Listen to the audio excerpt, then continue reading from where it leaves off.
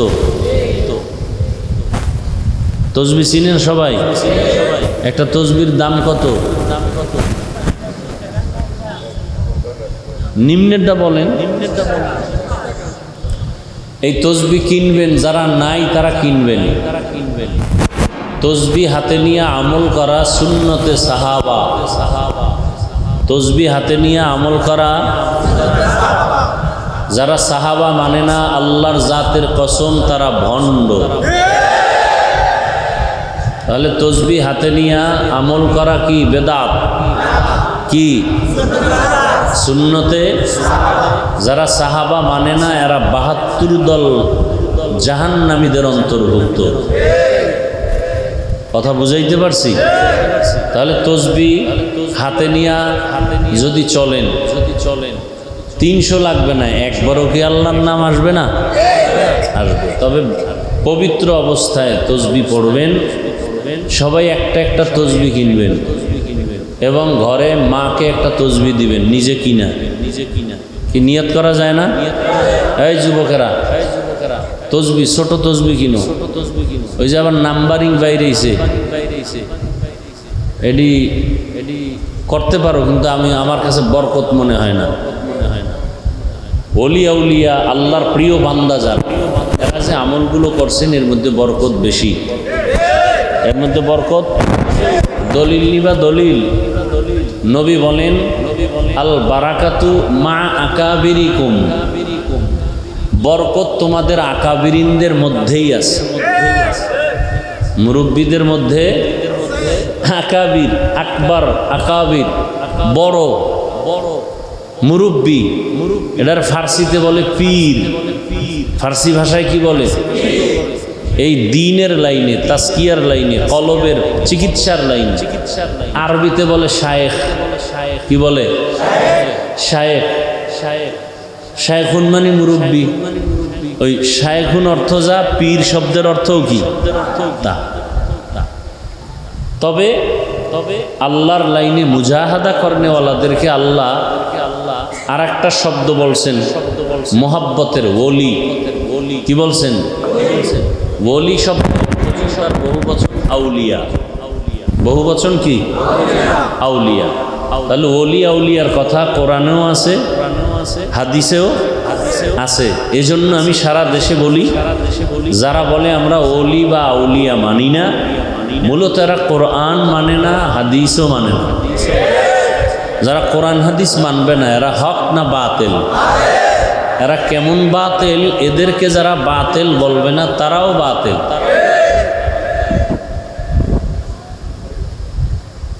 আল্লাহ বুঝার তৌফিক দান করেন।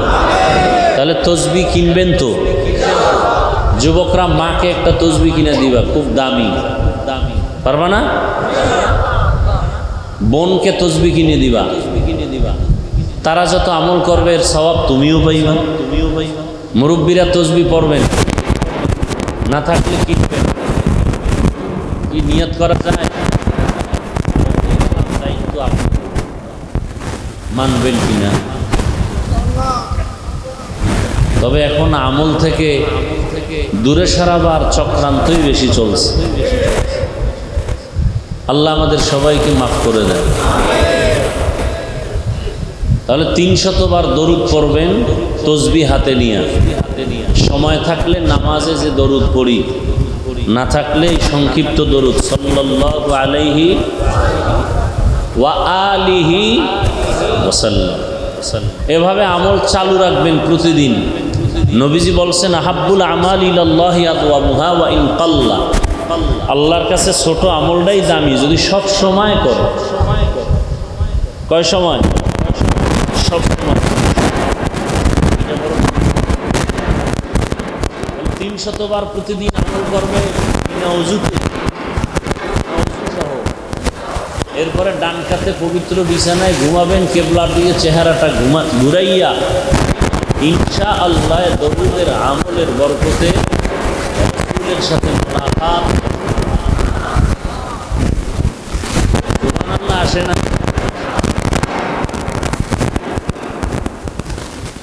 রাত্র অনেক হয়ে যাচ্ছে, অনেকের পেরেশানি টাইম দেখতেছেন,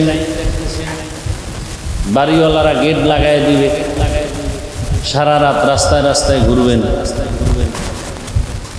সোনার বাংলাদেশ তো, দিনে রাতে কখন কি হয় বলা যায় না। মুসল্লিরা অনেকে চায় ফজরের নামাজ মসজিদে গিয়ে পড়ি, বাড়িওয়ালা গেট খোলার তালার চাবি দেয় না। এরকম বাড়িওয়ালা নেই? এই সমস্ত বাড়ির মধ্যেই তো আগুন লাগার কথা। আল্লাহ হেদায়েত দান করেন।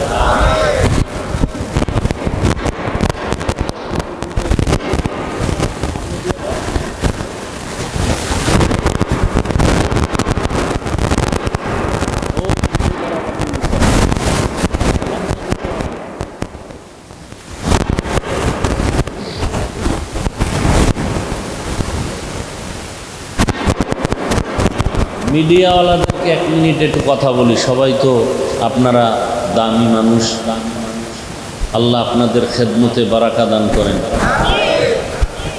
আমি কিন্তু মিডিয়াকে অপছন্দ করি, কয়েকবার বন্ধ করে দিছি, এরপর আবার চালু করেছি। আমার বয়ানগুলো আপনারা পুরাটা দিবেন, এটা আমার 1 নম্বর দাবি।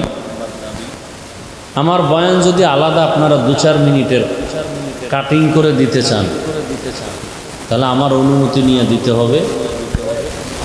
দ্বিতীয়বার যদি আমার কোনো বয়ান কাটিং করে আপনারা দেওয়ার কারণে বিতর্কিত আমাকে করেন, তাহলে পরের দিন থেকে আপনাদের মিডিয়া টোটাল সব বন্ধ। আমার ওয়াজের রেকর্ড আপনারা করবেন না, অনুরোধ।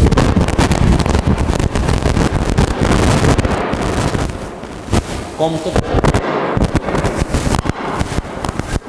যদি এমন কিছু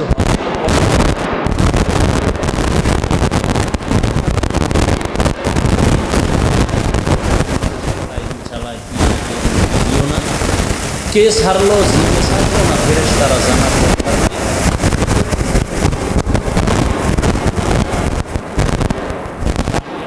আমার তো ফেসবুক চালাই না, বুঝি। কেউ যদি আমাকে ধরায় দেয়,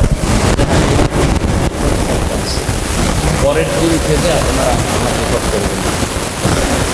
দেখি আমার আল্লাহ কোথায় নিয়েছে।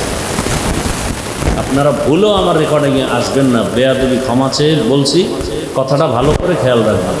আমার বয়ান কাটিং করবেন না, এবং আমার ছবির সাথে ভিন্ন কারো ছবি অ্যাড করে দিবেন না।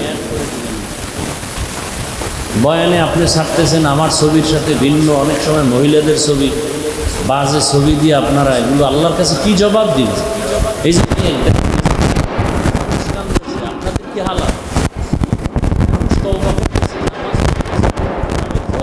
আপনাদের কি অবস্থা? আল্লাহ হেদায়েত দান করুন।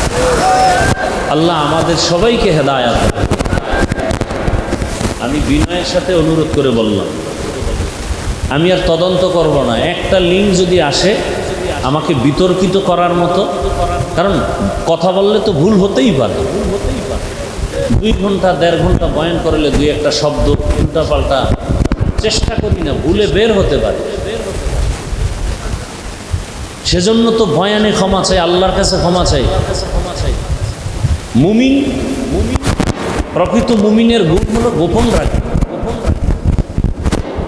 আর এটাকে যদি কেউ প্রকাশ করে, তাহলে সেও গুনাহগার হলো, আর যত মানুষ এই সাথে সামিল হলো, দেখলো, শুনলো, সব গুনার অংশ সে পাইল।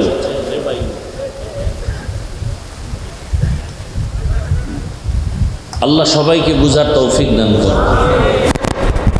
একটা লিঙ্ক আমি 2 দিন আগে শুনছি, এই জন্য সতর্ক করলাম, নিষেধ করলাম না। সামনের থেকে যদি শুনি সম্পূর্ণবার, আমার মিডিয়ার দরকার নেই। আল্লাহ যাকে উঠাবেন কেউ নিচে নামাতে পারবেন। বড় মিডিয়া আল্লাহ। কতজনে দেখছি মিডিয়া ভাড়া করে গাড়ি মুক্ত করে নিয়ে যায়, হ্যাঁ। এবং অনেকে মিডিয়াকে টাকা দেয়, মাসে মাসে এত টাকা দিন তুমি আমার বয়ান প্রমোট করবা। শুনছি হাসা মিসা, আল্লাহ ভালো জানে। আল্লাহ হেদায়েত দান করুন।